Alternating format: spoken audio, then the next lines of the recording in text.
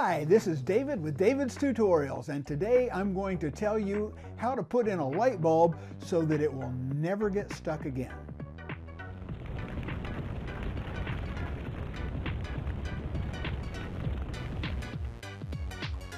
If you've been around for a few years, then you have had the experience of taking a light bulb and trying to get it out of the socket, and it is stuck. And that is so frustrating. Sometimes it's stuck so bad that when you really try to get it out, it breaks off the light bulb, and then you're stuck with the light bulb in the socket and broken glass, and it's just so frustrating. Very quickly, right up top, I'm going to tell you the best way to get the light bulb to never stick again, and that is to lubricate it with squalene.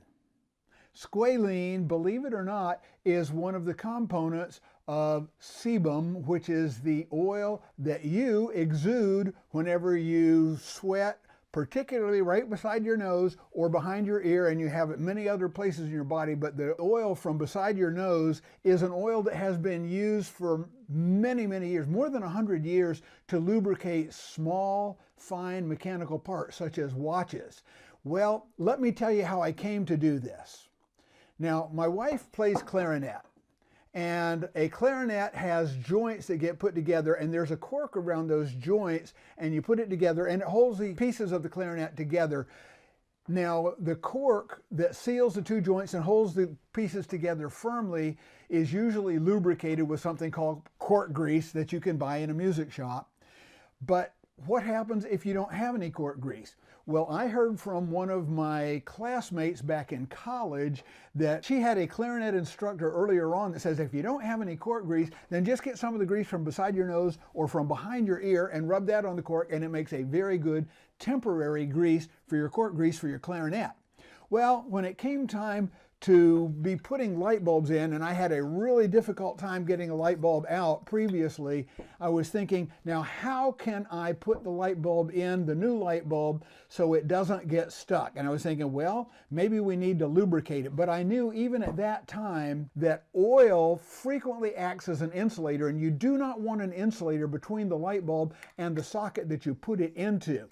So what could we do? So I remember this story from my classmate's clarinet teacher about using the oil from beside your nose or behind your ear, and I decided to try it on the light bulb. So I got some of this oil and I put it on there and I put it in the socket. Now, this was probably 20 years ago, and I've got to tell you, it worked beautifully.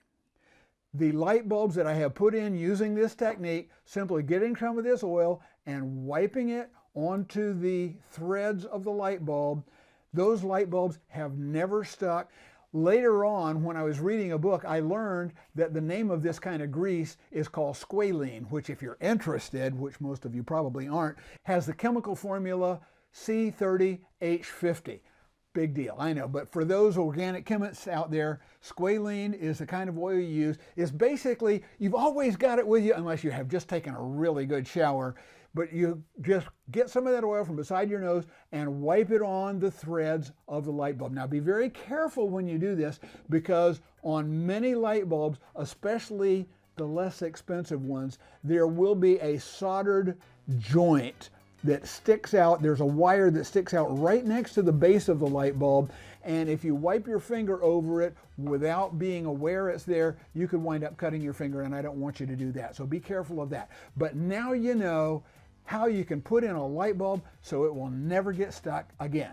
Hope this has been some help, and if you liked it, please give us a great big old thumbs up so the YouTube robots know that you thought it was a good video. And if you're not already a subscriber, why not go ahead and click that subscribe button and then the bell icon to be notified whenever we post another great tutorial here on David's Tutorials.